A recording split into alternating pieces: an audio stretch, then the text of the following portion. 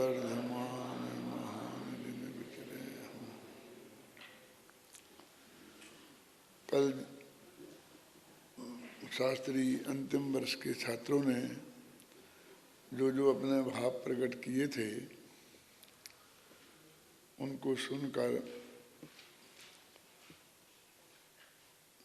जो बात मैं महसूस करता हूँ उसे मैं आपके सामने रखना चाहता हूँ। प्रायः कर अधिकांश लोगों ने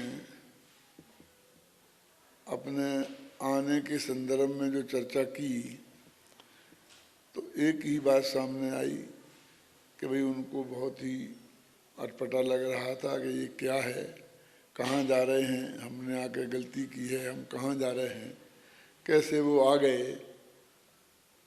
ये बात प्रत्येक ने प्रस्तुत की। उसका ज़्यादा महत्व इसलिए नहीं है क्योंकि उन्हें पता ही नहीं था कि हम कहाँ जा रहे हैं, हम क्या कर रहे हैं। वे पूरी तरह से इस स्थिति से परिचित होते तो उनके विचार जो होते वो कुछ उससे अलग ही होते। और जैसे कि अंतिम समय में जब उन्हें पूरी तरह इसका परिचय प्राप्त हो गया है उस वक्त जो उनके विचार हो रहे हैं वास्तविक विचार तो वो हैं।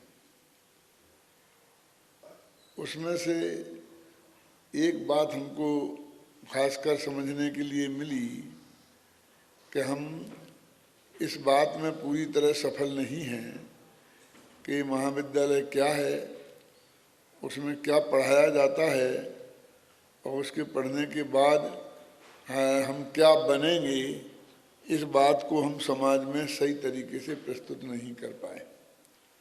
इतने दिनों तक भी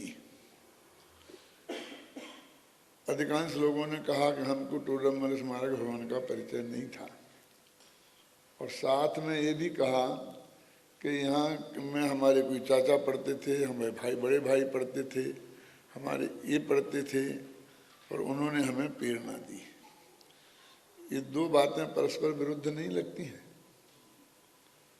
कि जब आपका भाई पढ़ रहा है वो क्या पढ़ रहा है, जो उसका पहले जीवन था उसके जीवन में कुछ अंतर आया है कि नहीं है, इससे बड़ा और परिचय क्या हो सकता था।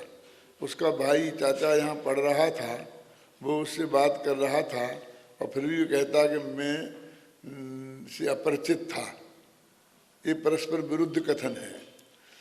बात अलग है कि उसने टोडरमल स्मारक भवन नहीं देखा होगा। ये टोडरमल स्मारक भवन थोड़ी महाविद्यालय है। भवन तो कहीं भी एक से एक बढ़िया से बढ़िया मिल सकते हैं, हो सकते हैं, और कदाचित ना भी हो व्यवस्था तो इतने अच्छे नहीं भी हों। वो यहाँ जो पढ़ा जाता है, जो आपको उपलब्ध होता है, जो लेने आप आए थे उसका परिचय आपको था कि नहीं था। पुराने जमाने में तो पेड़ के नीचे बैठकर पढ़ना पड़ता था। एक विद्यार्थी ने तो ऐसा भी कहा था कि जहाँ दादा दोनों पढ़ते थे उस जगह में पढ़ के आया हूँ पर वहाँ के कमरे अच्छे नहीं थे इसलिए मैं वहाँ से चला आया। मतलब कितना हमारा विवेक है कि हम उसके कमरे देखते हैं। क्यों? कमरे कैसे थे? यदि ये अध्यात्म तत्व जंगल में बैठकर पढ़ने को मिले तो भी पढ़ना चाहिए, और दूसरा जो संसार को बढ़ाने वाला मार्ग है वो राजमहल में बैठ कर के मिले तो भी नहीं प्राप्त करना चाहिए।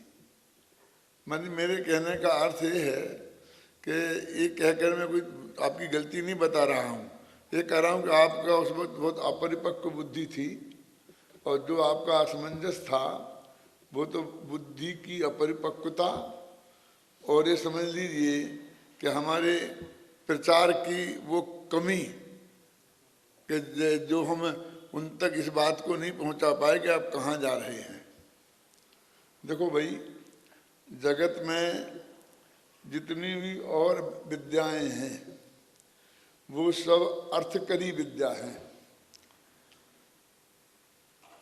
कि भाई हमको ये पढ़ेंगे तो इसके बाद हमको क्या मिलेगा, नौकरी मिलेगी और उसको इतने इतने की तनख्वाह मिलेगी और उसका भविष्य में हमारा कैसा क्या होगा, वो सब भी हैं। लेकिन अपनी ये विद्या अर्थकरी विद्या नहीं है। ये तो विद्या अर्थ को अनर्थ मानने वाली विद्या है ना। तो इसको भी हम उसी से नापें कि भाई वहाँ पढ़ के निकलेंगे तो 1 लाख रुपए महीने मिलेगा, यहाँ पढ़ के निकलेंगे तो 10,000 रुपये महीने मिलेंगे। यदि हमारे ज्ञान का नाप ऐसा ही होगा तो जिस तरह के अब संकल्प विकल्प आपको थे वैसे ही होंगे ना, उसमें तो कोई शक है ही नहीं। हम उस दृष्टि से भी थोड़ा विचार करें कि जिन विद्याओं में किसे आप तुलना करते हैं, यदि वहाँ आप जाकर 5 साल पढ़ते तो 5 साल में 10वीं क्लास के बाद क्या बनते और उसमें आपका कितना खर्चा होता है ना, और यहाँ पढ़ने के बाद कितना हुआ। आजकल उन कॉलेजों में, जिन कॉलेजों की से आप तुलना करना चाहते हैं, लाखों रुपया की फीस होती है, लाख लाख रुपए महीना। यदि उस पूरे पैसे को रख दें बैंक में तो जितनी उन्हें तनख्वाह मिलती है उतना उसका ब्याज आ जाए। आप वहाँ जाकर जो पढ़ाई करते हो, जो खर्चा करते, उस पैसे को अपने पिताजी से लेके अपने नाम बैंक में जमा कर दो और उसके ब्याज से आराम से जिंदगी चलेगी और जीवन भर धर्म प्रचार करना।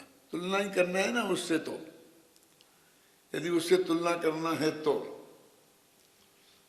और यदि आपके पास वो पैसा तो होता ही नहीं, मान लीजिए जो अपने 150 विद्यार्थी हैं उसमें 10% ऐसे लोग होंगे कि वो खर्चा बर्दाश्त कर पाते, तो उसका परिणाम तो ये होता कि हम पढ़ ही नहीं पाते, है ना।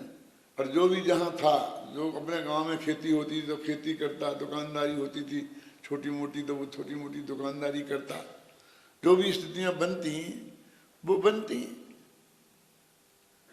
तो वो आदमी इससे क्यों तुलना नहीं करता है कि हमने पढ़ना और नहीं पढ़ने के बीच में से चुनाव किया है। अब इसमें जो वे 10% लोग हैं जो घर से बहुत संपन्न हैं और चाहे इतना खर्चा करके भी वो पढ़ सकते थे, और वो कहते हैं हमारे यहाँ बहुत अच्छा बिजनेस है, सब है, तो फिर बिजनेस ही करना है और पैसे ही कमाना है, तो फिर तो उस लौकिक विद्या की बिल्कुल ही आवश्यकता नहीं है।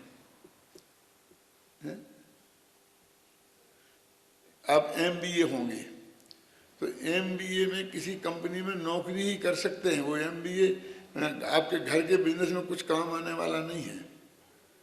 उसकी पढ़ाई तो एक बड़ी बड़ी फैक्ट्रियां, बड़े बड़े कारखाने कैसे चलाए जाते हैं इस हिसाब से होती है।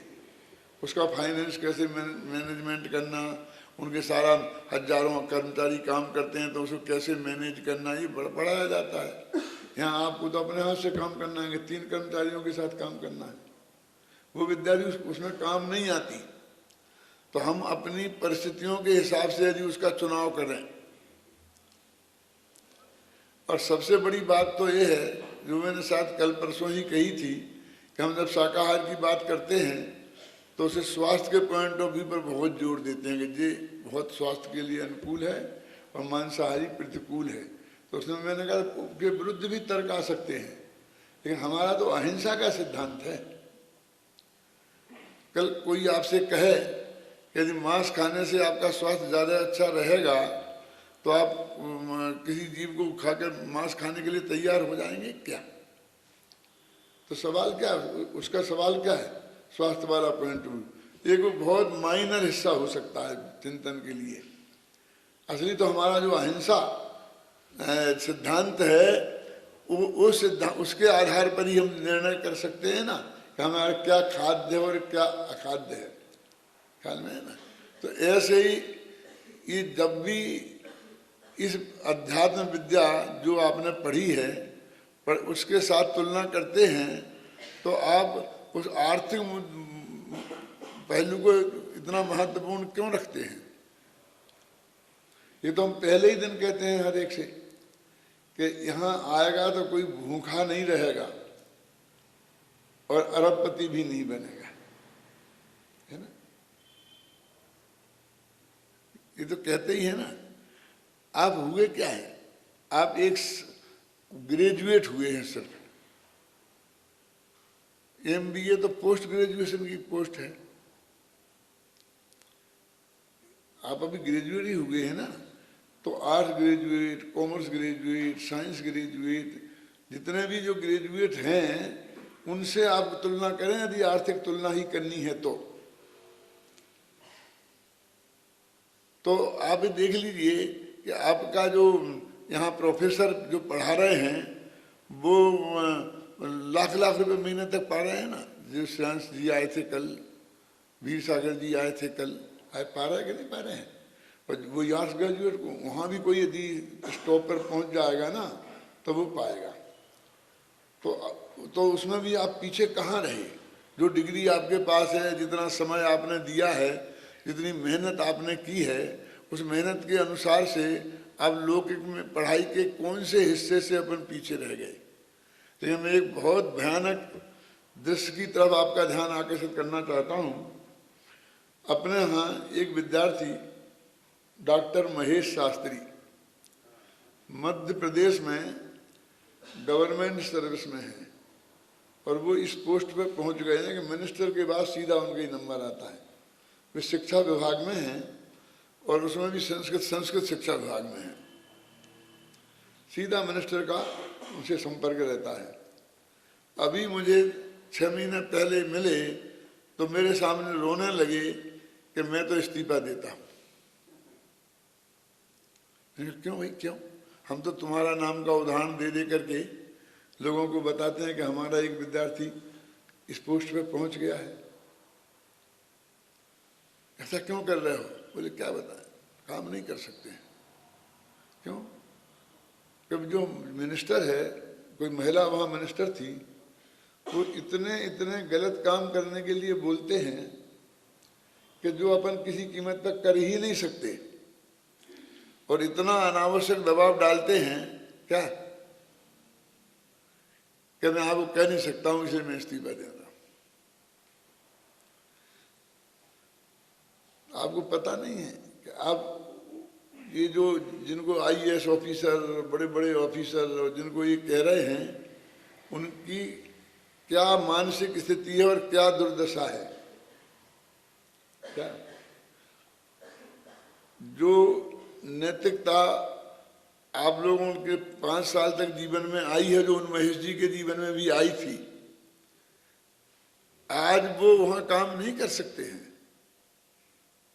चाहे वो इंजीनियर हो, आप अच्छे डॉक्टर बन के और मरीज मर गया है फिर भी उसे वेंटिलेटर पर 3 दिन तक रखे रहे, क्योंकि उस कमरे का 10,000 रुपये महीना किराया और उन दवाइयों के नाम पर जो किसी उन्हें देते रहे, वो पैसा की कमाई उस डॉक्टर को करनी है। आप ऐसा कर सकते थे? कर सकते हैं? किस मरीज के साथ आप ऐसा कर सकते हैं? 5 साल तक जो आपने जैन दर्शन पढ़ा है, इस पढ़ने के बाद आपका मानसिक स्तर ही रह गया है। क्यों? ये बड़े बड़े जो इंजीनियर हैं, भले ही वो बांध टूट जाए और उसमें से हजारों रुपए का कमीशन खा करके ऐसे बांध पास कर दें, ऐसा काम आप कर सकते हैं? एक जगह जिन जगह आप पहुंच जाते, उस जगह की कल्पना कर करके देखो कि वहाँ कितनी तकलीफ है, और उनने जो जितना पैसा मिलके इकट्ठा किया है, उसके बाद उनने कितना आत्मा को बेचा है और उसके बाद वो कितने सुखी हो गए हैं, ये भी आप देख लीजिए। यदि अपने जीवन को अनैतिक ही बनाना था और कैसे भी नैतिक अनैतिक तरीके से हमको पैसा ही इकट्ठा करना उद्देश्य था, तो हम बहुत स्पष्ट रूप से कहते हैं कि उसको इस अध्यात्म विद्या में के क्षेत्र में नहीं आना चाहिए। उन सबका दृष्टिकोण प्योर आर्थिक रहता है। कोई डॉक्टर डॉक्टरी इसलिए आज तक नहीं पढ़ा कि उसे मरीजों की सेवा करनी है। बातें कोई कुछ करे। अमेरिका में मैं एक जगह व्याख्यान दे रहा था कि आप लोग अपना इतना प्यारा देश छोड़ करके, जहाँ 200 से अधिक तीर्थ हैं, 5000 से अधिक जिन मंदिर हैं, आपके माँ बाप हैं, इतना धार्मिक वातावरण है, तो यहाँ इस मिलेच्छ देश में क्यों आए हैं? पैसा कमाने आए ना, इन लौकिक सुविधाओं के लिए आए ना। तो एक डॉक्टर बोला नहीं साहब इसलिए नहीं आया। सच्ची घटना है बिल्कुल। अच्छा, बहुत अच्छी बात। आप किस लिए आए? कि हम मरीजों की सेवा करने के लिए आए, उनकी हम जान बचाने के लिए आए हैं।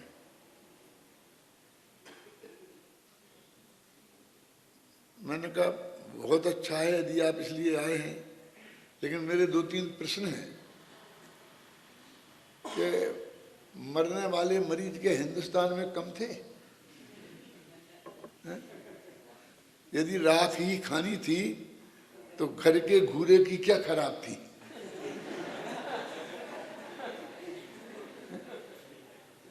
इन सप्त विष्णुओं में पारंगत और मांस भक्षियों को बचाने के लिए आप क्यों आए?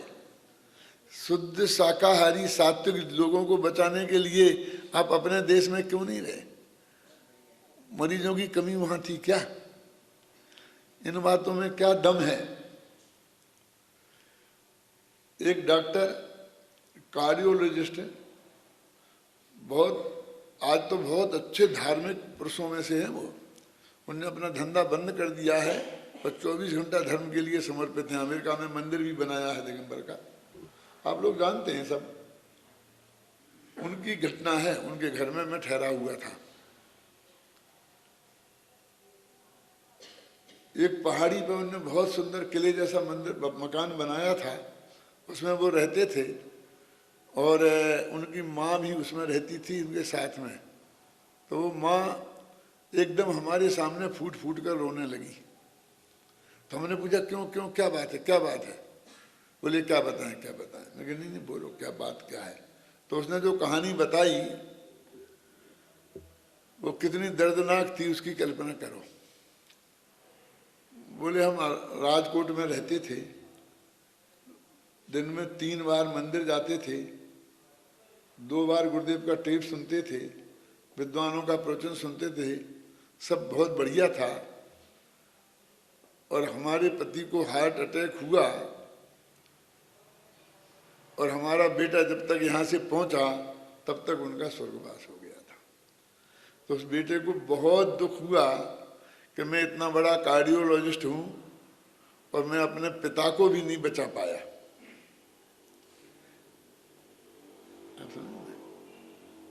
तो फिर हम बोले से बोला कि नहीं माँ, अब तो हम तेरे को साथ में लेके जाएंगे, यहाँ नहीं रहने देंगे, क्योंकि हम ये नहीं चाहते हैं कि मेडिकल हेल्प नहीं मिल पाने की वजह से जैसे मेरे पिता का स्वर्गवास हो गया है वैसा तेरा भी स्वर्गवास हो जाए। और वो हमको यहाँ ले आए। अब हम इस किले में कैद हैं, ना हम बाहर निकल सकते हैं क्योंकि सेल्फ ड्राइविंग है, कोई बसें नहीं हैं वहाँ पर, ट्रेन नहीं है, कोई पब्लिक ट्रांसपोर्टेशन नहीं है। बस आप तो प्लेन में बैठ के जाइए, अपनी गाड़ी से जाइए। ये 2 ही साधन ज़्यादातर हैं वहाँ की यात्रा करने की वहाँ के लोगों के पास। ना यहाँ मंदिर नहीं है, कोई तत्व चर्चा की बात नहीं है। पति पत्नी दोनों डॉक्टर चले जाते हैं काम पर और कोई नौकर चाकर भी नहीं है। ये साए साए करते किले में हम कैद रहते हैं, क्या करें? हम कहते हैं कि हम तो वहीं जाएंगे, वहीं रहेंगे, ये लड़का मानता नहीं है कि हम ऐसा मरने नहीं देंगे, हम ऐसे जी रहे हैं। बोलिए। मैंने कहा कि आप यहाँ के लोगों को बचाने के लिए आए हैं। जब आप इतना गहराई से महसूस करते हैं कि मेरा पिता भी मेडिकल हेल्प के बिना मर गया, तो आप अपने देश में नहीं रह सकते थे?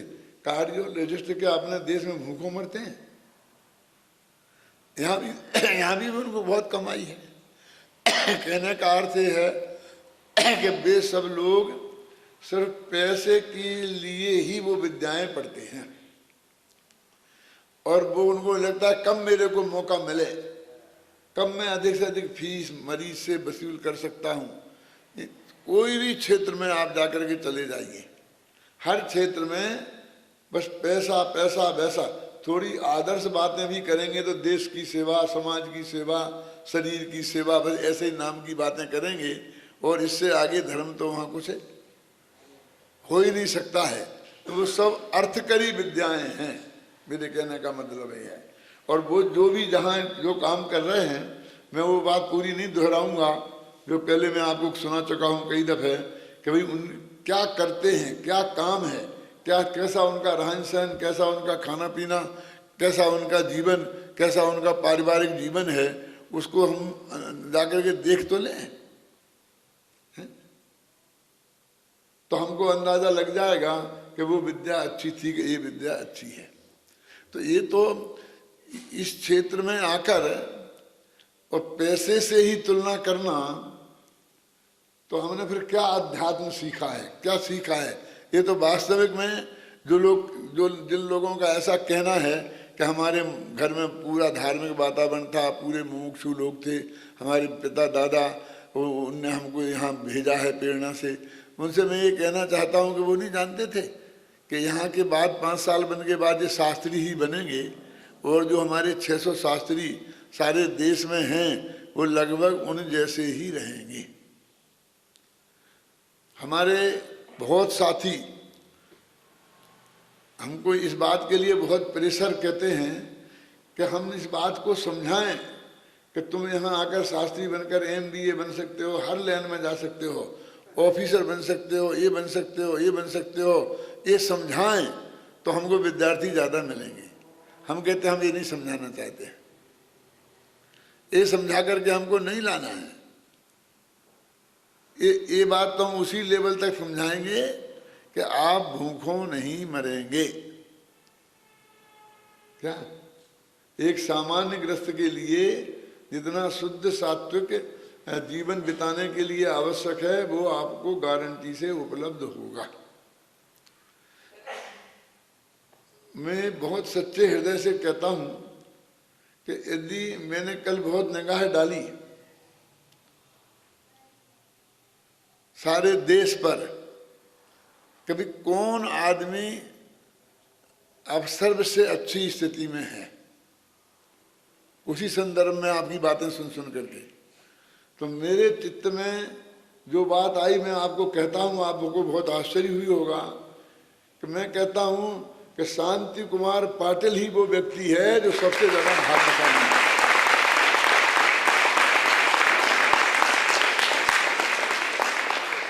आप कहेंगे क्यों?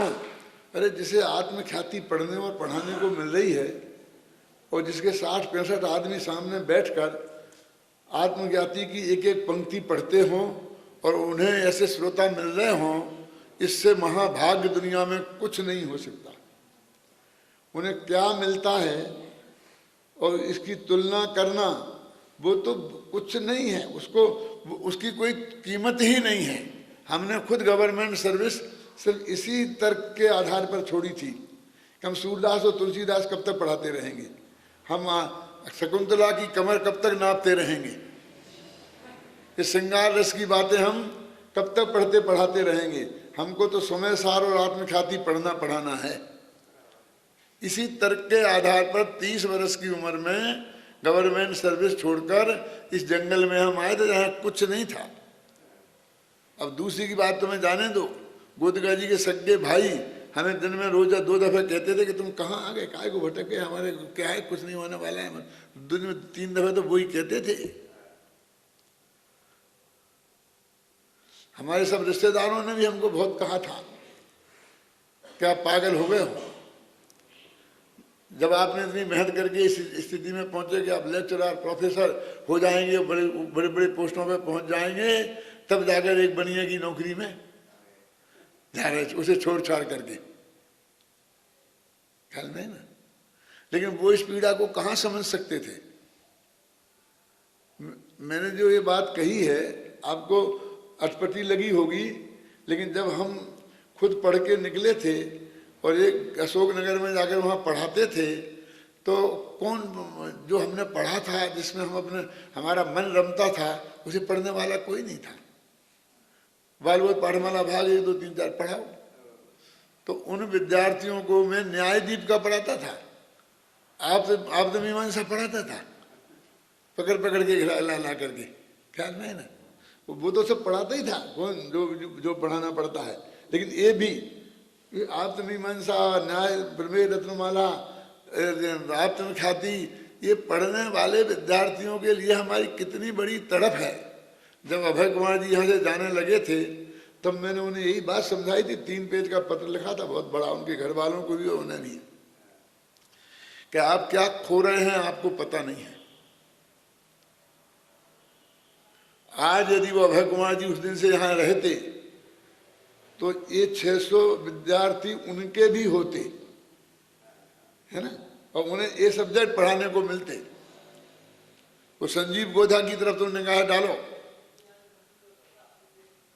ख्याल में है ना, कि जो आज इस पोजीशन में है कि बड़े से बड़े उद्योग डाल के बैठ सकता है, कमा सकता है लाखों रुपए महीना, ख्याल में है ना। लेकिन वो आकर के आपको नए चक्र पढ़ाता है, वहां बैठ के विद्या विज्ञान का काम देखता है, और आपको मालूम है अपनी संस्था से वो एक नया पैसा नहीं लेते हैं।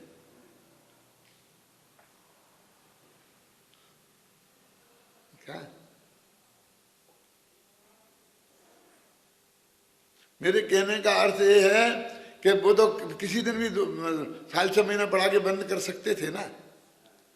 लेकिन ये जैन तत्व ज्ञान, ये त्रिकाली ध्रुव भगवान आत्मा की बात हम जन जन तक पहुंचाएं, इससे बढ़िया काम इस जगत में क्या हो सकता है, इसकी आपको कल्पना नहीं है। 5 साल पढ़ने के बाद भी यदि आप वैसी ही बातें करते हैं, तो मुझे बहुत ही आश्चर्य होता है। ऐसा लगता है कभी कभी कि हम अपने काम में पूरी तरह सफल नहीं हो रहे। 5 साल आपने हमें दिए और 5 साल में हम भी आपको ये नहीं समझा पाए। शायद मैंने वो बातें आपसे करी कि नहीं करी मुझे पता नहीं है। वो कादम्बरी का दीक्षांत समारोह है, उसकी चर्चा मैं अभी नहीं करना चाहता हूँ। मैं तो ये कहना चाहता हूँ कि ये हमारी विद्या है कि भविष्य क्या है, सुना करी कि आखिर इसका भविष्य क्या है, यही तो प्रश्न था ना आपका।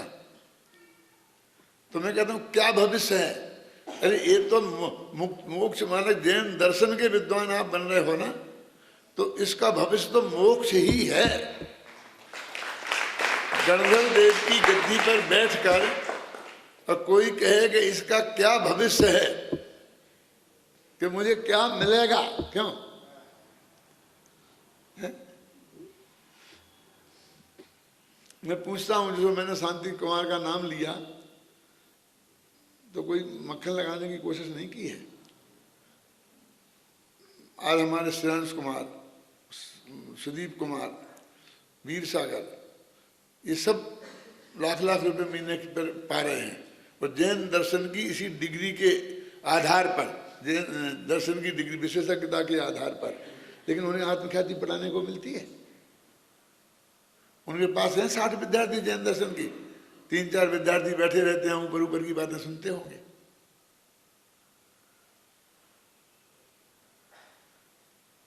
मन में 2 रोटियां ही हमारी सब व्यवस्था है, उसी का नाम तरक्की है।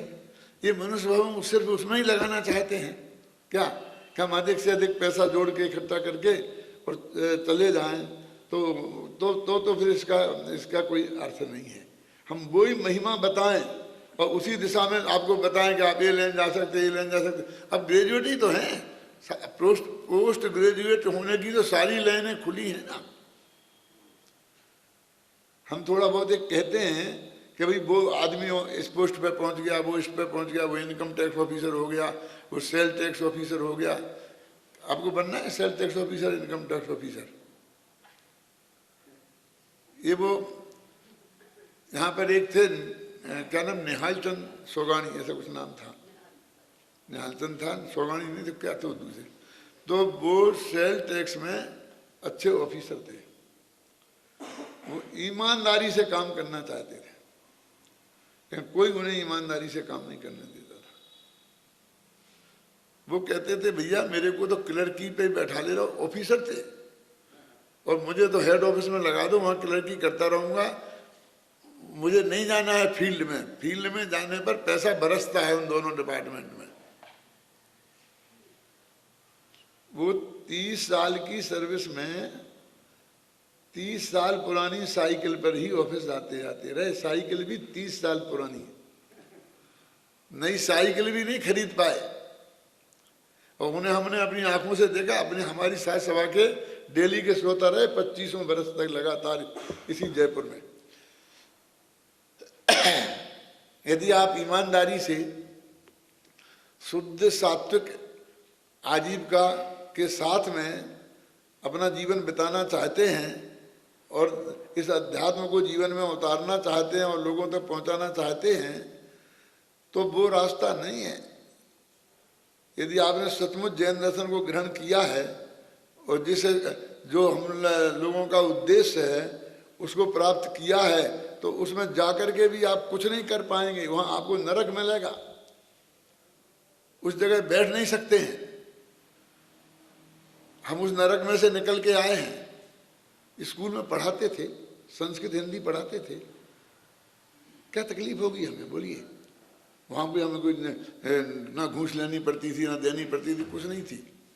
लेकिन कैसे होते हैं वे लोग, उनके साथ बैठ सकते हैं। आधा घंटा का बीच में जो चाय पीने के लिए इकट्ठे सब अध्यापक इकट्ठे होते थे, तो वो लोग कितनी गंदी गंदी गंदी गंदी बातें करते हैं वहाँ बैठ के। आध घंटे में आप वहाँ सुन नहीं सकते हैं। वहाँ पर हमारे यहाँ तो ऐसा था कि उस स्कूल में वहीं चाय बनती थी और सब जने चाय एक साथ बैठ के पीते थे। तो मैं तो चाय, पैसा देने पड़ते थे खुद, तो हम पैसा दे देते थे, लेकिन चाय घर आके पीते थे। घर आने में 5 मिनट चले जाते थे, आने में 4 मिनट पैदल जाने में 10 मिनट नहीं बैठ पाते थे, और पैसा वहाँ देते थे, फिर भी घर पीते थे, क्योंकि उनकी गंदी बातें बैठकर हम सुनना नहीं चाहते थे। आधे घंटा उनके साथ बैठ नहीं सकते थे। वो गंदी बातें मैं आपके यहाँ सुना नहीं सकता हूँ।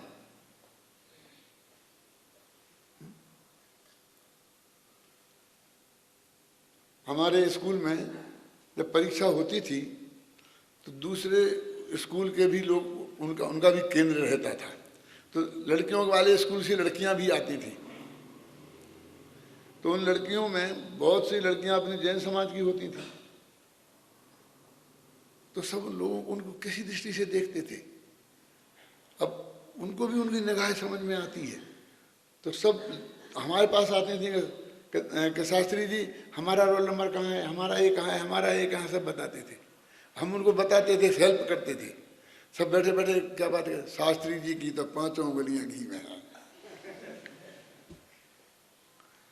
ये क्या है, तुमको शर्म नहीं आती?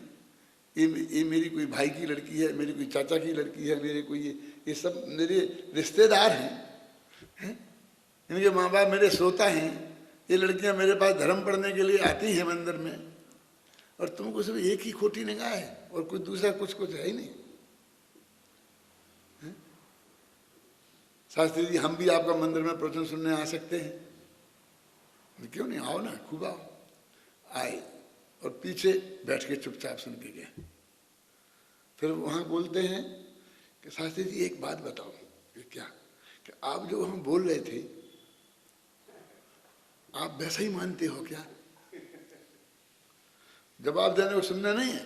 यदि आप सचमुच वैसे ही मानते हो तो तुम जैसे मूर्ख दुनिया में कोई नहीं है, और यदि तुम उन लोगों को बुद्धू बनाने के लिए सब बोल रहे थे तो तुम जैसा होशियार कोई नहीं है।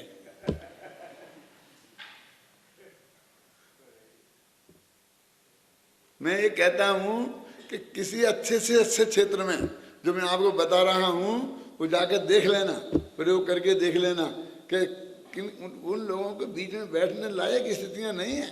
आप नहीं कर सकते काम यदि सचमुच आपने 5 साल तक जैन धर्म पढ़ा है तो। और अभी जो लोग ऐसी स्थितियों में काम कर रहे होंगे उन्हें अंदाजा होगा, अथवा समाज बहुत अच्छा हो गया हो इतने दिनों में, तो मुझे पता नहीं है। ये ऐसे लोग नहीं हैं। और वहाँ तो सभी जाति के लोग रहेंगे ना, हिंदू मुसलमान सब, अध्यापक भी सब रहेंगे, सभी तरह की लड़के लड़कियाँ भी रहेंगे, सभी तरह का वातावरण भी वहाँ रहता होगा ना। मेरे कहने का मतलब ये है कि आप क्या हो, आपने अपने को पहचाना नहीं है। हमने कहा ना, आप गणधर देव की गद्दी पर बैठ गए हो, यदि आप, मैंने बोला खाने पीने की व्यवस्था की बात कहो तो वो तो आपको कही हुई है सब, कि कोई आदमी खाली नहीं है। लाखों ग्रेजुएट आज खाली हैं, चाहे वो साइंस के हों, चाहे आर्ट्स के हों, और चाहे कॉमर्स के हों, और अभी इंजीनियरिंग के भी देखो कितने लोगों को, अभी जब एकदम कमी थी ना, कंप्यूटर नए नए आए थे, इसलिए वो हो गई थी। 2-5 साल बाद स्थिति देखना, ये कंप्यूटर साइंस वाले भी गली गली में चक्कर काटते फिरेंगे। अभी डॉक्टरी की दुर्दशा जाननी है। अभी से गवर्नमेंट ने कर दिया कि सब नए जो डॉक्टर हैं, लड़के लड़कियां, उनको डिग्री लेने के बाद 5 साल तक इंटीरियर में काम करना पड़ेगा। इंटीरियर तो समझ गए ना, छोटे गांव में जाकर, क्यों गांव में अस्पताल खोलते हैं, कोई डॉक्टर जाना नहीं चाहता है, क्योंकि वहाँ ऊपर की कमाई नहीं होती है, गरीब मरीज आता है, गाँव में रहना पड़ता है, कोई जाना नहीं चाहता है। तो मालूम लड़कियों ने आंदोलन किया, उनने क्या कहा कि आप हमें ये बताइए कि हम पहले ग्रेजुएट हों, फिर इतनी मेहनत करके डॉक्टरी में भर्ती हों, फिर 5 साल में डॉक्टरी में ग्रेजुएट हों, फिर उसमें स्पेशलाइजेशन करें, और उसके बाद हम 5 साल जाकर इंटीरियर में रहें, तो हम 40 वर्ष के हो जाएंगे, शादी कब करेंगे? आपने पढ़ा होगा अखबारों में। अब हमसे क्या करना चाहते हैं, क्या कहते हैं करके हैं? माने वो पढ़ाई जिसको आप कितनी बढ़िया समझ रहे हैं, उसकी क्या स्थिति है आप? क्यों? कि शहरों में तो डॉक्टरों की कमी नहीं है, वो जमे जमाए सब डॉक्टर हैं। आपको इंटीरियर में, गाँव में जाना पड़ेगा, उस जनता की सेवा करनी पड़ेगी। आप तो सेवा की बड़ी बड़ी बातें करते थे ना, अब जाइए ना गाँव में, सेवा करिए ना, कौन जाना चाहता है? तो मेरे कहने का अर्थ ये है कि इस अध्यात्म विद्या की तुलना अर्थ विद्या से करना, वो इस विद्या का वास्तव में अपमान है। ख्याल में है ना? वो सम्मान नहीं है। बात इतनी अवश्य है कि आजीविका तो चाहिए ही ना, खाने पीने की व्यवस्था तो होनी ही चाहिए ना। तो मैं कहता हूँ एजुकेशन का जो क्षेत्र खुला हुआ है आपके लिए, यद्यपि हमारे विद्यार्थी चार्टर अकाउंटेंट भी बने और वही रास्ता उनके लिए खुला हुआ है, MBA का भी खुला हुआ है, कंप्यूटर इंजीनियर का भी खुला हुआ, सब खुले हुए हैं। लेकिन मैं कहता हूँ हमें नहीं बताना है इन्हें सब रास्ता खुले हुए हैं। हम तो चाहते हैं कि एजुकेशन में जाए। मैं तो कहता हूँ दुकानदारी करनी हो तो चश्मे की, और नौकरी करनी हो तो सिर्फ अध्यापक की।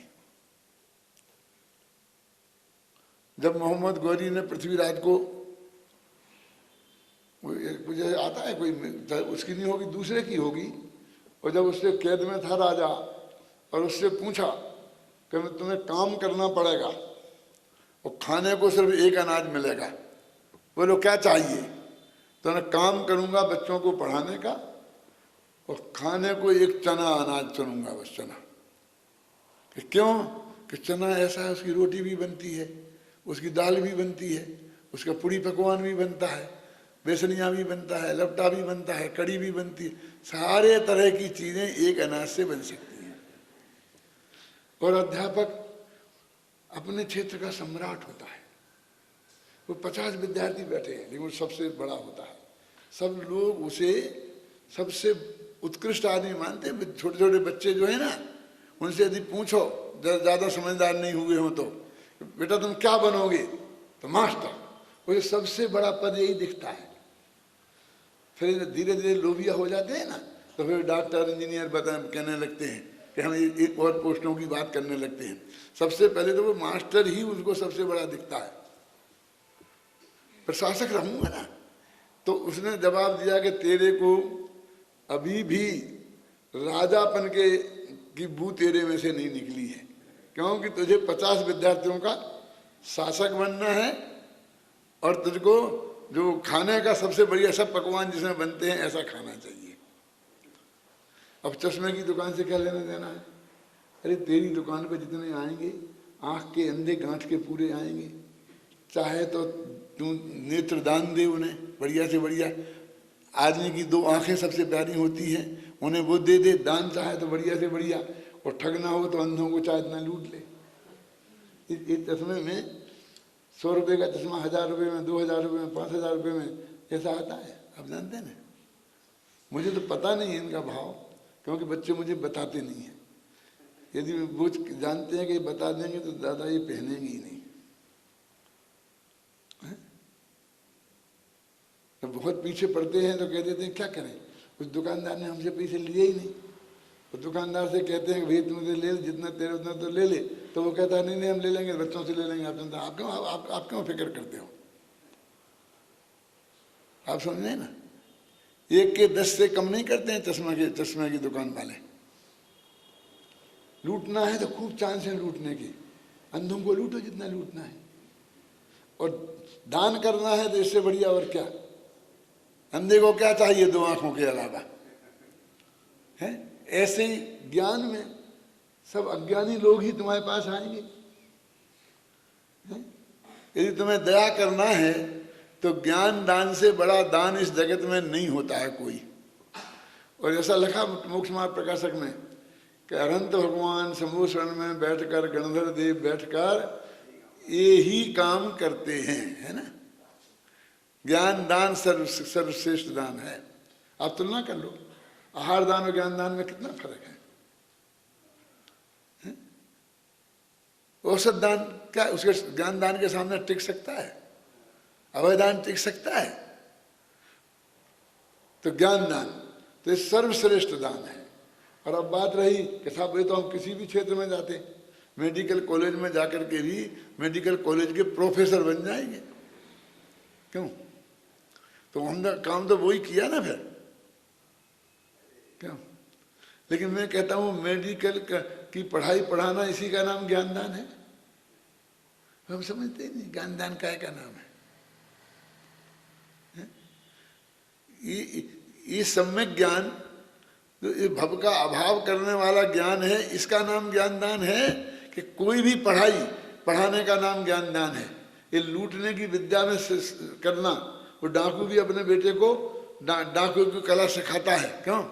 हत्यारा भी हत्या की कला सिखाता है, दुकानदार भी अपने बेटे को लूटने की कला सिखाता है। तो वो भी सब ज्ञानी है, फिर वो दान ही होगा, क्यों?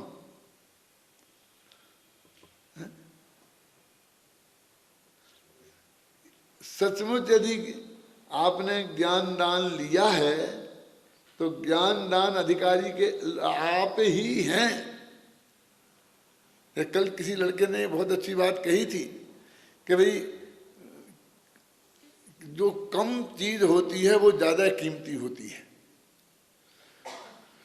तो विश्व के लेवल पर ये त्रिकाली ध्रुव भगवान आत्मा और क्रमबद्ध पर्याय को बताने का दान देने वाले आप सिर्फ 600 लोग ही हैं। कितने? 6 अरब लोगों में। अब तो मेरे ख्याल से 6 अरब से भी ज्यादा हो गए होंगे। ये आंकड़ा शायद बहुत पुराना है क्या?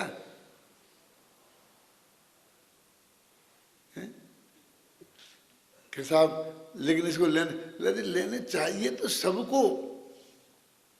लेने वाले कौन है? चाहिए तो सबको। उन्हें पता नहीं है तो वो लेने वाले नहीं है। आप समझ गए ना मेरे कहने का मतलब ये है। देखो सबसे ज्यादा आप जानते हैं यूनिवर्सिटियों में 2 तरह के सब्जेक्ट होते हैं, एक कंपलसरी और एक ऑप्शनल। क्यों होते हैं, कैसे होते हैं, इनका क्या नियम है? कंपलसरी क्यों? कि जो आदमी आजीविका के लिए अपनी पढ़ाई का उपयोग ना भी करे बाप दादों का इतना पैसा हो, जैसे राजाओं महाराजाओं के पास कितनी जमीनें हैं, बेच बेच के खाएं तो खत्म नहीं कर सकते 7 पीढ़ी तक। तो भी जो चीज उसे जानना आवश्यक है वो कंपलसरी सब्जेक्ट में होती है। जैसे 10वीं क्लास तक पास हर एक को होना चाहिए। क्यों?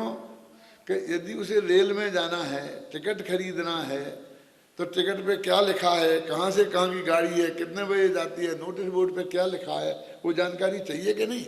यदि सड़क पर चलना है, ड्राइविंग करना है, तो जो उसके नियम है सड़क पे चलने के, जो निशान है, वो जानना चाहिए कि नहीं जानना चाहिए।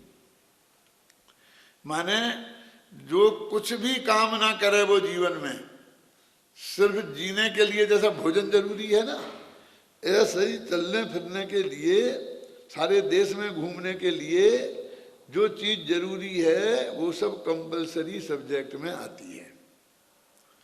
और ऑप्शनल क्या है कि अब आपको अपनी आजीविका के लिए किसी एक विषय में स्पेशलाइजेशन करना है, क्योंकि सब तो आप पढ़ नहीं सकते, देश को सबकी जरूरत है, तो अलग अलग लाइन में जाना है। अब आपका ये जो जैन दर्शन का सब्जेक्ट है, ये कौन से में आएगा, कंपलसरी में के ऑप्शनल में? हम हमेशा कंपलसरी सब्जेक्ट के ही अध्यापक रहे स्कूलों में भी।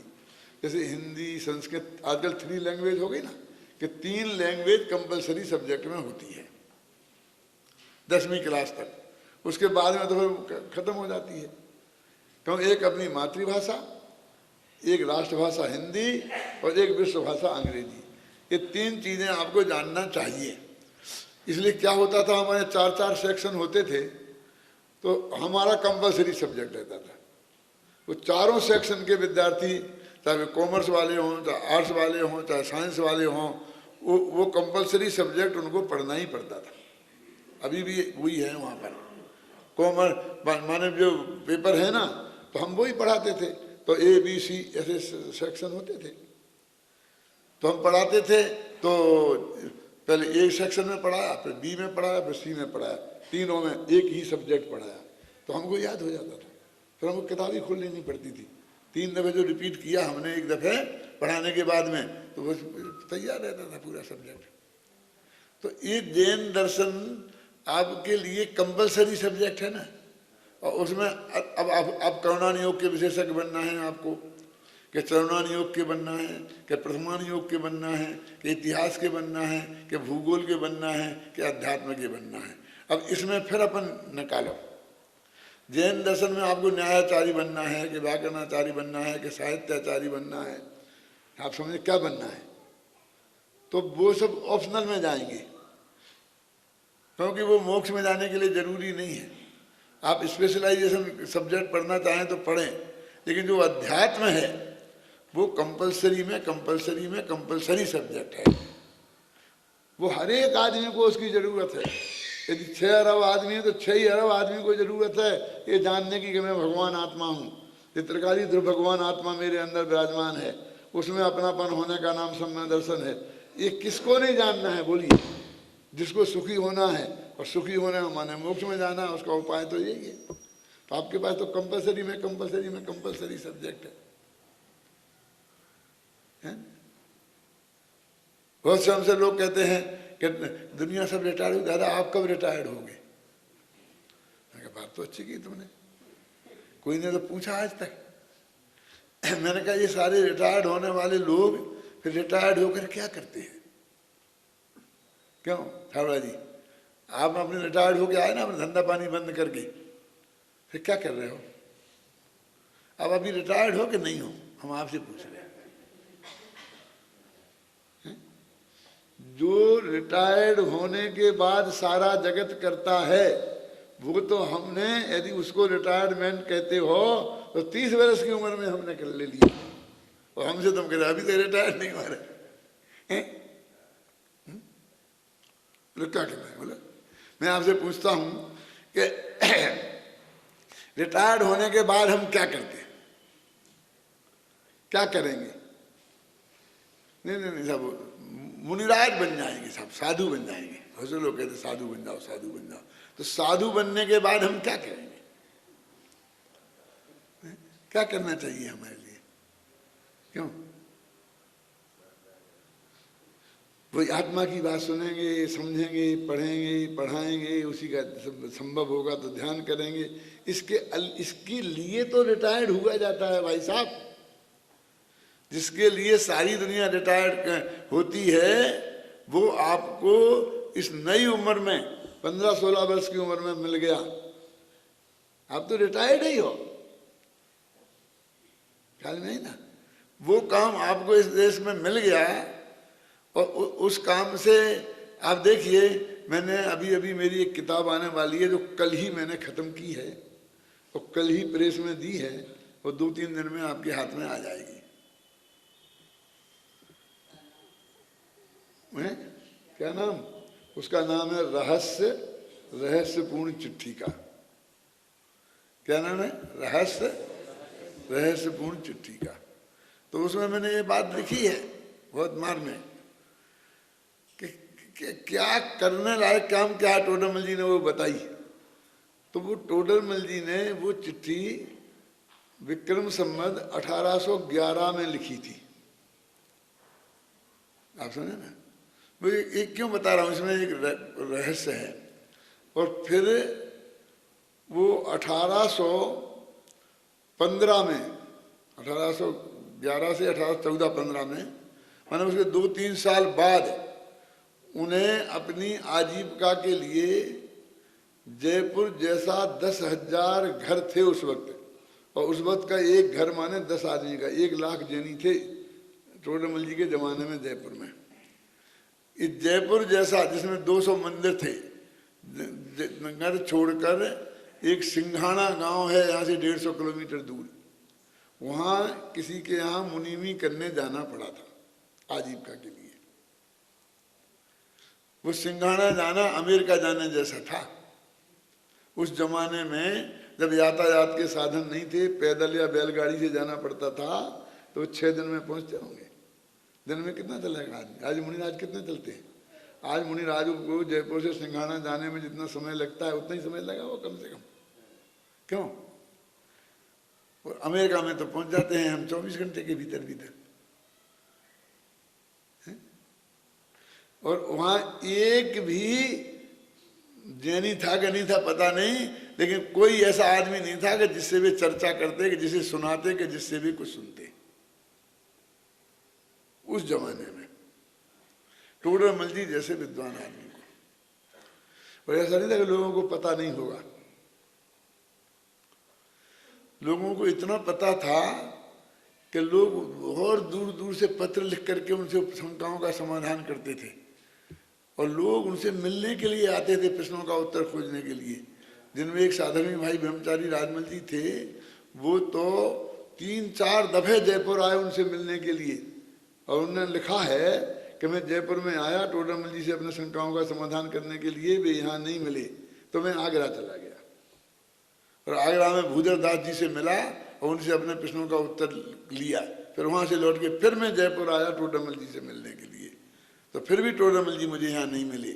तो फिर मैं उदयपुर चला गया, तो वहाँ दौलत राम कासलीवाल से मिला, उनके पास 4-6 महीने रहा। फिर मैं वहाँ से फिर लौट के जयपुर आया टोडरमल जी से मिलने के लिए। ये लिखा है सब, पंडित टोडरमल व्यक्तित्व कर्तृत्व किताब है, उसके अंत में एक जीवन पत्रिका छपी है उनकी, उसमें लिखा है। फिर लोगों से पूछा कि हैं कहाँ वो, कहाँ गए? तो सिंघाना है, एक गाँव है इधर, वहाँ नौकरी करने गए, तो हम सिंघाना के चले गए। और वो सिंघाना पहुँचे, माने कितने लोग उनसे तरफते थे, उस वक्त इतने प्रसिद्ध थे वो। और वहाँ उनसे मैंने जितने प्रश्न किए, वो सब प्रश्नों के उत्तर एक गोमट सार ग्रंथ के आधार पर वो देते गए, और मुझे उनके ज्ञान की अद्भुत महिमा लगी। केवल ज्ञान जैसा उन्हें ज्ञान हो ऐसा लगा, ऐसा लिखते वो। तो मैं वहीं रह गया उनके पास। देखो एक दूसरी प्रतिमाधारी थे वो ब्रह्मचारी वृत्ति पंडित टोडरमल जी गृहस्थ बाल बच्चों वाले, उनके पास एक मुनीम साधारण से पढ़ने के लिए गए, उन्हें गुरु मानकर वहीं रह गए और उनके पास पढ़ने लगे। और उसमें लिखा, मैंने उनसे कहा कि तुम्हें इस ग्रंथ का घना परिचय हुआ है, तुम इसकी टीका करो तो बहुत जीवों का कल्याण होगा। तो उनने मेरे कहने से, और उनके मन में भी था, वो टीका शुरू कर दी। वहाँ मुनि भी करते दिन भर और रात को टीका लिखते। 3 साल में पूरी जो आपको मिली थी ना कल परसों, वो टीकाएं उनने लिखी वहाँ। वो मुनि भी करते करते रिटायर्ड होके क्या करते। वो राजमल जी को ये बात बहुत चुभती थी, तो उन्होंने आकर जयपुर के समाज को समझाया कि मूर्ख हो तुम लोग, तुम्हारे पास ऐसा विद्वान है, वो बेचारा आजीविका के लिए गांव में पड़ा है, मुनि भी कर रहा है, और तुम उसका लाभ नहीं लेते हो। और यहाँ उस वक्त दिगंबर जैन अच्छी अच्छी पोस्टों पे थे। रतनचंद दीवान, बालचंद छाबड़ा दीवान, 9 दीवान थे राजा के यहाँ। ये 2 दीवान बहुत बड़ी पोस्ट पे थे। इन दोनों के दिल में ये बात चुभ गई और उन्होंने फिर उन्हें बुलाया। वो लेके यहाँ आए, फिर उन टीकाओं की प्रतियां करवाई। 10-20 आदमी ऐसे रखे कि जो उनकी नकल करने का काम करते थे। उन्हें कर करके वे प्रतियां फ्री में गांव-गांव में पहुंचाई और उनके नाम तक लिखे, कहाँ भिलसा में, बासोदा में, जहानाबाद में, मुद्रा में, उदयपुर में, हर जगह जहाँ जहाँ शैली थी तहाँ तहाँ पहुँचाई। ये जो आज टोडामल स्मारक कर रहा है ना, सस्ती कीमत में गांव-गांव में शास्त्र पहुँचाना, ये सब टोडामल जी ने शुरू किया था उस वक्त। और उनको 24 घंटा आप यही काम में रहो। जब 24 घंटा वो इस काम में लग गए, आप समझे ना, तो उन्हें कोई आजीविका की कमी नहीं रही। मेरे कहने का अर्थ है कि उन्होंने ज्ञान दान दिया और उसके बाद जो उनकी लिस्ट छपी है सामान जब्ती की, तो उसमें उनका मकान भी ऐसा था कि जिसमें उनको नौकर भी उपलब्ध था जो बाल बच्चों वाला था, और मकान में नौकर को रहने की गृहस्थी सहित व्यवस्था थी। कितना बड़ा मकान होगा उसे आप कल्पना कर सकते हो। फिर इस कमरे में ये मिला, इस कमरे में ये मिला, इस कमरे में ये मिला, डालान में ये मिला, अटारी पर ये मिला, नीचे ये मिला, तो उससे भी मालूम पड़ता मकान कितना बड़ा था। और जो सामान मिला उससे भी मालूम पड़ता था कि वे कितने संपन्न थे। मेरे कहने का अर्थ है कि उनको क्या कमी रही, फिर उन्होंने इतना काम किया। और काम के बाद में जब असली काम करने का समय आया तो दुर्भाग्य से दुर्घटना के शिकार हो गए, समझ लो जो भी हुआ। मेरे कहने का अर्थ ये है कि हमारा मार्ग क्या है। आप जो बन गए हैं उसके बाद आप क्या सोच रहे हैं, क्या थिंकिंग आपकी चल रही है। इस देश में अभी कितना काम है, क्यों मैं बस 6 अरब के 6 अरब लोगों को इस आत्मा को समझने का काम अब है। कितना आप कितने अधिक ज्यादा हो जाएंगे लोग। और भाग्य से अब तो जमाना देखो कैसा आया है, जो आपने सुबह देखा होगा कि हम नहीं चाहते हैं, हम नहीं किसी से बोलते हैं तो भी, और अपने 10-10 संस्थाएं तो अपनी मुखियों की चल रही हैं, जो करोड़ों का बजट बना बना के समय शक्कर में यहाँ वहाँ कहाँ कहाँ क्या क्या बना रही हैं, उन्हें खूब पैसा मिल रहा है। तब ये क्या कमी है। आज मेरे क्यों नहीं समाज के लेवल पर ही हम इतना बढ़िया व्यवस्थाएं जमाएं कि जिससे आप एक काम अपना सारा जीवन भर। हम तो छोड़ के इसमें आए थे ना, जैसे मैंने बोला अभी ज़्यादा कहानी हम नहीं सुनाना चाहते हैं, लेकिन मेरा इसी क्षेत्र में रहने की हम प्रेरणा देना चाहते हैं कि इसी क्षेत्र में आप काम करें। क्या 8 घंटा दूसरे क्षेत्र में काम करने के बाद, फिर गृहस्थी के चंगुल में उलझने के बाद, घृत लवण तेल तंडुल वस्त्रेंद्र चिंत्या सत्यम जात विनष्टा बुधा धपानाम अपनी बुद्धि, उसमें उलझ कर आप क्या कर पाएंगे। क्यों उन झंझटों में फंसना चाहते हैं, क्यों उनमें ही अपना भविष्य देखते हैं, क्यों हम और कर करके वहाँ जा पाएंगे। मेरे कहने का मतलब ये है कि यदि सचमुच महाभाग्य से हमको ये क्षेत्र मिल गया है तो हम उस क्षेत्र में जाने की कोशिश नहीं करें। मेरा तो बहुत पक्का विचार ये है। एक अपने भभूतमल जी भंडारी बहुत अच्छे मुमुक्षु हैं।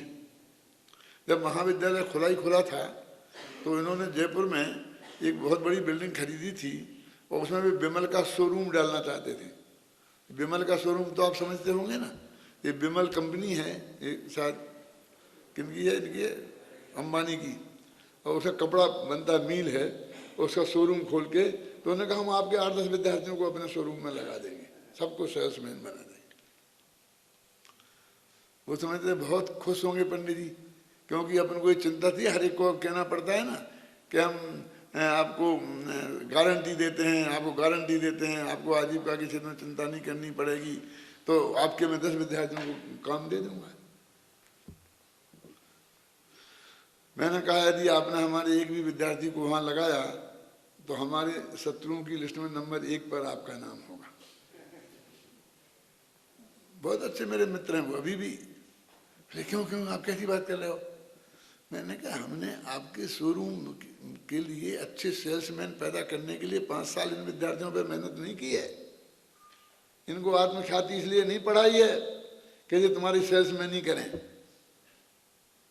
तो हम जानते हैं कि बहुत बढ़िया सेल्समैन बनेंगे, इतना ईमानदार आदमी, जितना ईमानदार हमारे विद्यार्थी हैं होंगे, जो हमें भरोसा है, ऐसे नहीं मिलेंगे दूसरी जगह कार्यकर्ता। आपको बढ़िया ये बात, आपको सेल्समैन तो बहुत बढ़िया मिल जाएंगे, लेकिन वो कपड़ा बेचने के लिए हम नहीं, ये हमारी सेल्समैन ही तत्व ज्ञान की करें ना। ये जो तत्व, ये आपके पास विद्या है, जो विद्या आपने सीखी है और उसको प्रतिपादन करने की कला जो आपने सीखी है, सचमुच उसकी महिमा आपको नहीं आती? सचमुच उसे जन जन तक पहुंचाने की भावना आपके हृदय में नहीं पैदा हुई? क्या उसकी आवश्यकता नहीं है? क्या वो काम नहीं है? सारे जगत के सामने तो एक ही काम है, सिर्फ आजीविका, सिर्फ आजीविका, सिर्फ आजीविका, बस पैसा पैसा पैसा, किसमें कितनी कमाई है। लेकिन असली काम तो ये है, वो तो बगल की एक व्यवस्था है, वो हम उसकी होड़ इसमें नहीं कर सकते हैं कि हम आज कहें कि नहीं हम एक इंजीनियर के बराबर आपको दे देंगे, एक मेडिकल डॉक्टर के बराबर दे देंगे, आप उसको IAS फलाने के बराबर दे देंगे। फिर कल तो ये आएगा कि नहीं उसमें घूस के चांस बहुत हैं, तो उतनी घूस भी हम आप फिर कहाँ से दिलाएंगे आपको? वो तनख्वाहें भी करा दी उतनी कर दी। ये तो त्याग करेंगे, लेकिन सारा जीवन उसमें नहीं लगाएंगे। ख्याल में है ना? जब हम यहाँ पर डॉक्टर हीरालाल महेश्वरी हैं, बगल में ही रहते हैं, बहुत बड़े विद्वान हैं, उनके पास मैं PhD करने के लिए गया, तो मैंने कहा टोडरमल जी पर PhD करनी है, तो वो बोले कि नहीं ये सब्जेक्ट ठीक नहीं है, मैं आपको सब्जेक्ट बताता हूँ, उस पर करो, मैं आपको PhD करा दूंगा। तो मैंने मालूम उनसे क्या कहा था, अपने पश्चाताप में उनकी भूमिका छपी है, अपने पंडित टोडरमल स्मारक में भी छपी है। टोडरमल स्मारक वो है ना, टोडरमल व्यक्तित्व कर्तृत्व में भी बहुत अच्छे विद्वान हैं। अभी तो 80 वर्ष से ऊपर के होंगे। मुझको PhD नहीं करना है, मुझे टोडरमल पर PhD करना है। क्या आप करा देंगे कि नहीं करा देंगे? आप बताओ मुझे PhD नहीं, टोडरमल पर PhD करनी है। उन्होंने मना कर दिया, तो मैंने इंदौर में जाकर के इंदौर से किया, इसलिए टोडरमल पे करना है। लोगों ने एक आगे टोडरमल पे तुम करोगे तो ये तुम्हारी PhD नहीं मिलेगी इस पे क्या? तो मैंने कहा कि PhD नहीं मिलेगी, लेकिन किताब तो लिखी जाएगी ना टोडरमल पे, मेरी किताब तो छपेगी और किताब तो मुमुक्षु पढ़ेंगे, मुझे क्या करना? नहीं सही, डॉक्टर हुकुमचंद भायल ना सही, पंडित हुकुमचंद भायल रहेगा, लेकिन टोडरमल पे वर्क तो होगा। क्या समझ में आया कि नहीं है? और वो हमने की और टोडरमल पे लिखी, इसलिए छपी और उसके 3-3 एडिशन हुए। यदि किसी दूसरे पे लिखी होती तो वो बिना ही छपे पड़ी रहती और छप भी जाती तो उसकी कॉपी एक भी बिकती नहीं। देखो मैं कहता हूँ बहुत मार्मिक बात कि ये जो है ना TV के स्टार, जो अपने सिनेमा के अमिताभ बच्चन हैं और वो क्रिकेट का तुम्हारा सचिन तेंदुलकर, अब ये लोग कहते ये टूथपेस्ट बहुत बढ़िया है, इससे आप करिए, कहते ना। ये हम सब लोग नहीं जानते हैं कि इस बात के उन्हें करोड़ों रुपया मिले हैं ये झूठ बोलने के, क्योंकि ना वो करते हैं रोजाना और ना उससे ठीक होता है, और उनने इसकी जांच भी नहीं करी, ना उसने पूछा कि तुम करते हो कि नहीं करते हो। और ना इनने पूछा कि इससे दांत ठीक रहते कि नहीं है, ना मेडिकल चेकअप किया। इनने तो सिर्फ पैसे का तय किया और उसे करते हुए बता दिया। क्या जैसा उसने कहा वैसा इनने बोल दिया। अब आश्चर्य तो एक सारा जगत जानता है कि ये पैसे लेकर झूठ बोल रहा है, फिर भी वे उससे करवाते हैं, पैसे देते हैं और उस दुनिया धोखे में आती है और उसके नाम से लाखों रुपए टूथपेस्ट बिक जाते हैं। देखो कितनी विचित्र बात है, हैं? अपन लोग तो वो हैं कि वो कितने ही पैसे दे, क्यों, और आपसे कोई अंडे का प्रचार करवाए, क्यों कि अंडे में बहुत बढ़िया चीज है, रोजीना खाना चाहिए, आप करने को तैयार हैं? यदि आप क्रिकेटर होते तो करने को तैयार होते कि नहीं? भले ही आप नहीं खाते, जिंदगी भर अंडा नहीं खाते, तो भी प्रचार करने में नहीं, पैसा देना चाहिए उसे बस। देखो मैं कह रहा हूं कि आप एक हिंसा नहीं कर सकते, आप एक झूठ नहीं बोल सकते जनता को धोखा देने के लिए, आप सेल टैक्स इनकम टैक्स की ढंग से चोरी नहीं कर सकते, आप किसी माँ बहन की इज्जत से नहीं खेल सकते। आप क्या हैं? आप कितने बड़े हीरे हैं, आपकी कल्पना आपने अपने को पहचाना ही नहीं है। उस मार्केट में अपने को झोंकना चाहते हैं, उन झूठों के फरेबों के मार्केट में, हैं? और उसमें अपना भविष्य देखते हैं।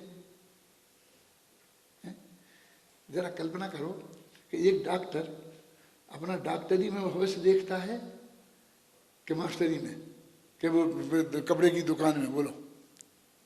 एक इंजीनियर इंजीनियरिंग में अपना भविष्य खोजता है या किसी दूसरी लाइन में?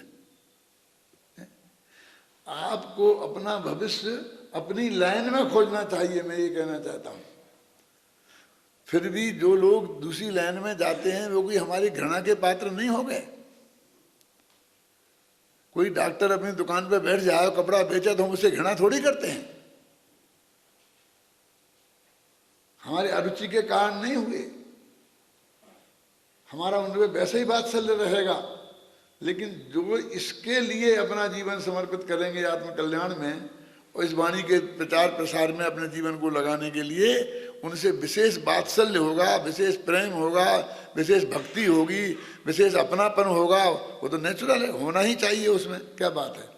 तो मेरे कहने का मतलब ये है कि आप अपने भविष्य को किसी यहाँ वहाँ की लाइन में यहाँ पढ़ा के हम तैयार करते जाएं और वहाँ पर इस क्षेत्र में गिनती बढ़ाते जाएं कि 600 हो गए, 700 हो गए, और फिर आप जा कर के फिर उन्हीं जिन झंझटों में सारी दुनिया फंस रही है, भी इनकम टैक्स चोरी, सेल टैक्स चोरी, और फिर ये लूट घूस खाना, ये करना इन करना, उन्हीं क्षेत्रों में चुनकर और उन्हीं में अपने को झोंक दें, ये एक इसकी प्रेरणा हम नहीं दे सकते, है ना। लेकिन उपेक्षा कर सकते हैं। क्यों कर सकते हैं? कि हर क्षेत्र में ऐसा होता है। गवर्नमेंट क्या कर सकती है कि डॉक्टरी पास करके आपको सर्टिफिकेट देके जिंदगी भर आपको डॉक्टरी करने के लिए बाध्य कर सकती है। आप कपड़े की दुकान करें तो करें, आप इंजीनियर डॉक्टर हो जाने के बाद, आप चार्टर अकाउंटेंट हो जाने के बाद, MBA पास करने के बाद, और फिर वो काम नहीं करके दूसरा काम करें तो सारा आज़ाद है ना देश। तो आप लोग भी दूसरा काम करें और फिर इस क्षेत्र में भी थोड़ा बहुत जितना करें उतना ही करें। भगे भूत की लंगोटी बराबर अच्छी होती है। बस आपने 1 घंटा व्याख्यान किया, आपने 1 घंटा एक ये सब किया, समझे ना, तो बहुत अच्छा बात है। ये जो इसने कल मुक्ति ने बोला था ना इसको कि भाई हमें ये कह लिया, मैंने शर्त कर ली कि हम बाद में ये पढ़ाई करेंगे, बाद में ये करेंगे, तो मैंने 1.5 घंटा खराब किया इस पर। रात में 1:30 बजे तक सोए। क्या मूर्खता की बात कर रही है तुम?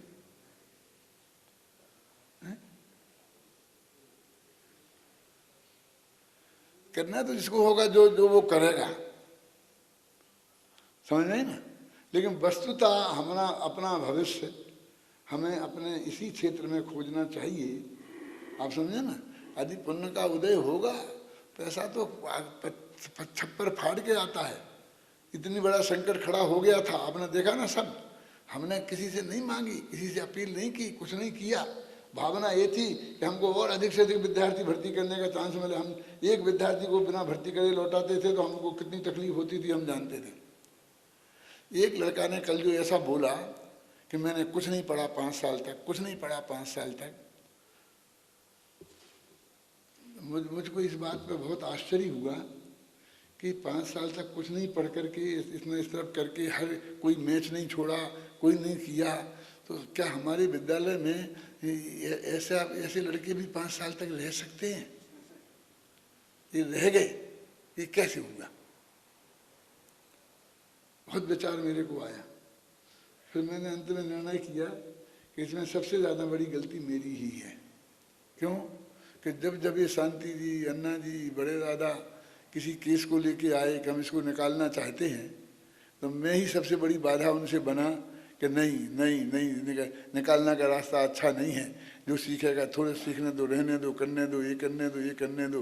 तो शायद मेरे उस व्यवहार की वजह से ही ऐसे लोग 5 साल तक टिक गए और वो एक सीट को घेरे रहे। उसमें एक और अच्छे विद्यार्थी को विद्वान बना जा सकता था। और वो उससे ज़्यादा आश्चर्य और दुख इस बात का हुआ कि वो बहुत गौरव के साथ इस बात को सुना रहा है कि मैंने ऐसा किया, मैंने ऐसा किया, मैंने बहुत बड़ी बहादुरी की हो, हैं? अच्छा किया, हमको ज़्यादा सतर्क कर दिया, हमारे जो हमारे साथी हैं उनको ज़्यादा सतर्क कर दिया और मुझको कुछ थोड़ा ज़्यादा निष्ठुर बना दिया कि अभी मैं आप लोगों पर ऐसी कृपा नहीं करूं। क्योंकि मेरे चित्त में ऐसा रहता है कि जो एक दफ़े अपने समागम से पुण्य महापुण्य के युग से आ गया है तो उसका चांस को अपन ख़त्म नहीं करें, उसे कम से कम जितना है पूरा लाभ उसे लेने दें, चाहे वो कर्मचारी हो और चाहे वो विद्यार्थी हो। इतना सहज नहीं है इस संयोग में आना, इतना साथी से पुण्य उसके पास हो तो ही वो यहाँ आ सकता है, तो ही वो हमारे ऑफिस में काम कर सकता है। समझ लो कि अभय जी जैसे लोगों का, जो भी लोग गए ना छोड़ के, उनका कुछ पुण्य कम था इसलिए ऐसा हुआ। मैं धर्मेंद्र के बारे में भी एक बात कहना चाहता हूँ। धर्मेंद्र ने जब मुझे ये पता चला कि एक कोटा में जाना चाहता है तो मैं इस पक्ष का हो गया कि अन्ना जी कहते नहीं नहीं दादा नहीं, नहीं जाने दो इसे। वो विद्यालय बिल्कुल नष्ट हो रहा था, जो कोई आदमी वहाँ सफल नहीं हो रहा था और वो ऐसा लगता था कि वो विद्यालय बंद हो जाएगा और वहाँ के सब विद्यार्थियों को अपन को भर्ती करना पड़ेगा। और उनने हमसे कह दिया था कि आप हम कर लेना, उनका जो खर्चा बढ़ेगा वो हम सब देंगे। तो मेरे चित्त में ये विकल्प था कि वो विद्यालय चलना चाहिए। तो मैंने कहा इसी के चित्त के किसी कोने में यदि वहाँ जाने का थोड़ा भी विकल्प है तो इसको भेज ही दो। अन्ना जी को मैंने समझाया बहुत कि अन्ना जी अपन तो इतने हैं, अपने कहीं ना कहीं से और खोज लेंगे, और अभी अपन तो मौजूद हैं। जब धर्मेंद्र नहीं था तब भी तो अपन ने विद्यालय चलाया है, चलाएंगे और खोज लेंगे। लेकिन यदि वो विद्यालय चलता है और इसको ज़्यादा सुविधाएं मिलती हैं वहाँ से, रहने की, तब वेतन की, सब बात की, जिसकी चीज़ की भी, तो हमने सिफारिश करी, प्रेमचंद जी को कहा, सबको समझाया कि हाँ बहुत बढ़िया आदमी, इसको ले लो, इसे रख लो। उसे भी प्रोत्साहित किया कि जाए। शायद उसे लगा होगा दादा मेरे को धक्का मार रहे हैं अंदर में, लेकिन मैं सच में धक्का मारा कि वहाँ जाए। और मुझे बहुत खुशी है कि वो जाकर के विद्यालय को जान मिल गई और वो विद्यालय चल निकला। तो हम जितने विद्यार्थी को अधिक से अधिक पढ़ाना चाहते हैं उसमें 5-10 की वृद्धि हमारे लिए और हो गई। हम तो खोज ही लेंगे, खोज लिए। अच्छा ये सोनू है, मुझे बहुत पसंद है, मैं सब देखता हूँ, उसकी सूचनाएं सब सुनता हूँ, बहुत अच्छा काम करता है। और भी हमने कहा 2 रखो, 3 रखो, 4 रखो, जितने रखना हो रखो, आप आओ। और अभी तो 2-3 महीने के अंदर तो इतने ऑफर मेरे पास आए हैं, दिल्ली वालों के ऑफर आया कि जितने विद्वान आपको भेजना हो भेज दो, हम 9,000 रुपये महीना और खाना पीना और रहने की सब व्यवस्था देंगे। और वो जगह जगह अपने धर्म का प्रचार का काम करे और बाद में वो पढ़ना चाहे आगे की पढ़ाई तो वो करे, हम उसमें भी ऑब्जेक्शन नहीं करेंगे। यदि कोई प्रचार करना चाहता है, फेंकना चाहता है ना, तो अभी वो राय, हाँ हमें 15,000 रुपये महीने की व्यवस्था की है कि वो घूमे 2 महीना 4 महीना आप घूमो। 15,000 रुपये महीना और टीए डीए वे सब मतलब जो आप जाओगे खर्चा मर्चा सब संस्था का। और हमें करो, जाओ गांव-गांव में जाओ और विद्यार्थियों को और लेके आओ अधिक से अधिक, उन्हें पढ़ाएंगे। हमने ये सब बनाए हैं योजनाएं, और भी कोई 2-3 जगह से और कुछ आई हैं। मतलब बहुत क्षेत्र खुल रहा है, लेकिन इसी क्षेत्र में काम करने का मेरे कहने का मतलब ये है, क्योंकि आप इसी क्षेत्र को अपना भविष्य बनाइए। मुझे लोग घड़ी मैंने देखना भूल गया, वे घड़ी बता रही हैं कि 5:30 बज गए हैं, तो कल तो 12 बजते ही बजते, इसलिए मैं